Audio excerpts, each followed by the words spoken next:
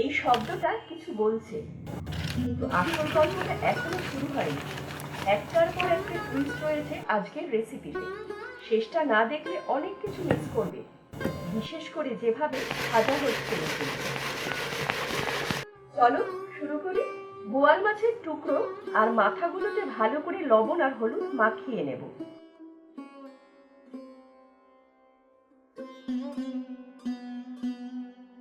এই টুকরোগুলোকে এবারে নিয়ে নেব এয়ার ফ্রায়ারের মধ্যে। তারপর নামমাত্র তেল ব্রাশ করে নেব টুকরোগুলোর উপরে।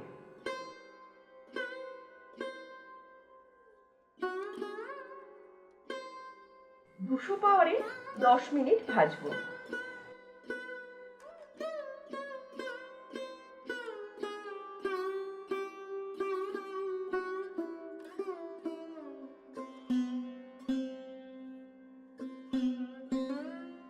এই দিকটা হয়ে গেছে, আমি হালকা করে ভেজেছি, একটু কাছ থেকে দেখিয়ে দিচ্ছি।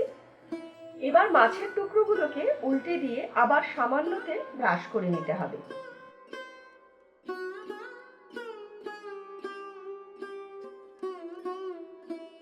এবার 200 পাওয়ারেই করব, কিন্তু সময়টা একটু কম দেব, 6 মিনিট, কারণ আমাদের মাছের টুকরোগুলোর একটা দিক কিন্তু ভাজা হয়ে গেছে আর মেশিনটাও এখন গরম রয়েছে।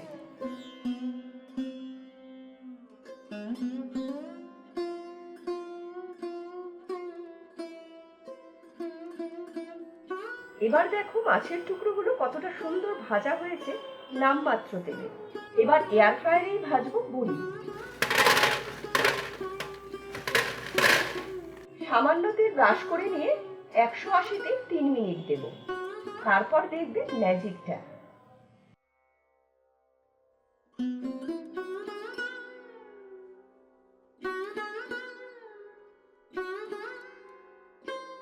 আওয়াজটা শুনে বুঝতেই পারছো বড়িগুলো কতটা মুচমুচে হয়েছে। এবার ঝোলের জন্য বানিয়ে নিতে হবে একটা পেস্টটা তৈরি করব টমেটো, কাঁচা লঙ্কা, পেঁয়াজ, লবণ, ধনের গুঁড়ো, জিরের গুঁড়ো, হলুদ গুঁড়ো আর কাশ্মীরি লঙ্কার গুঁড়ো দিয়ে।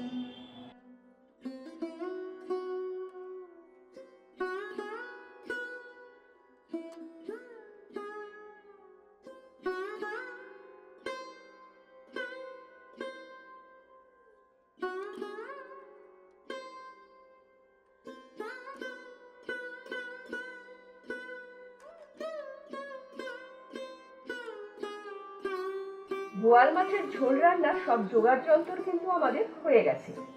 এবার জ্বালাবো গ্যাসটা। কড়াইতে দেবো সামান্য তেল, আমি সাদা তেল ব্যবহার করেছি, তোমরা সর্ষের তেল ব্যবহার করতে পারবে। তেল গরম হলে দাও ফোড়ন, সাদা জিরা আর চেরা কাঁচা লঙ্কা, ভেজে নাও। ফোড়ন থেকে সুন্দর গন্ধ বের হতে থাকলেই দেবে পেস্টটা আর মিক্সির কন্টেনারটা ধুয়ে জল।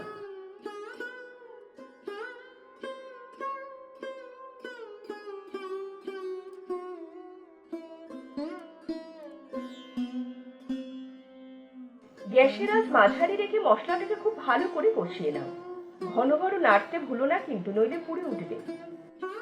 যেহেতু আমরা খুব কম তেল ব্যবহার করেছি তাই মশলা থেকে সেইভাবে কিন্তু তেল ছাড়বে না।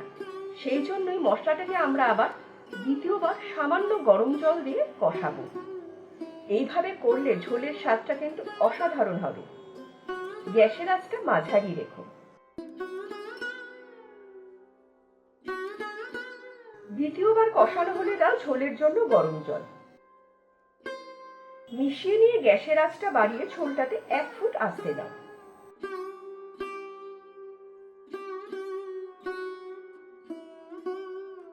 এক ফুট আসলেই দাও ভাজা মাছের টুকরোগুলো।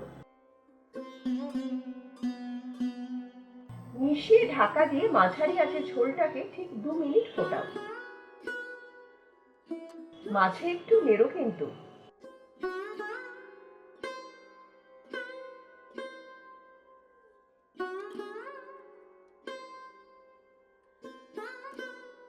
দু মিনিট পর লবণটা একটু দেখে নাও, লাগলে দাও। মিশিয়ে নিয়ে ঢাকা দিয়ে ঝোলটাকে গ্যাসের আঁচ বাড়িয়ে জাল করে নাও কিছুক্ষণ। ঝোলটা যখন একদম শেষের পথে তখন দাও ভাজা বড়িগুলো। এবার গ্যাসের আঁচটা মাঝারি রেখে ঝোলটাকে একটু ফোটাও যতক্ষণ না বড়িগুলোতে ঝোল ঢুকছে। বড়িতে ঝোল ঢুকলে দেখবে বড়িগুলো নরম হতে শুরু করেছে এবং ফুলে উঠছে। এই সময় কিন্তু লবণটা অবশ্যই দেখবে, কারণ বড়িগুলো ঝোল থেকে লবণ টেনে নিয়ে ঝোলের লবণটাকে কমিয়ে দেবে। প্রয়োজন মতো লবণটা দাও। লবণটা দিয়ে ঝোলটাকে সামান্য ফুটিয়ে নিয়ে নামিয়ে নাও। অতিরিক্ত ফোটালে কিন্তু বড়িগুলো বেশি নরম হয়ে ভেঙে যাবে। গরম গরম ভাতের সাথে পরিবেশন করো এই ঝোলটা। কম তেল লেগেছে বলে কিন্তু নাক সিটকিও না। ঠিক মতো করতে পারলে স্বাদটা কিন্তু অসাধারণ হয়।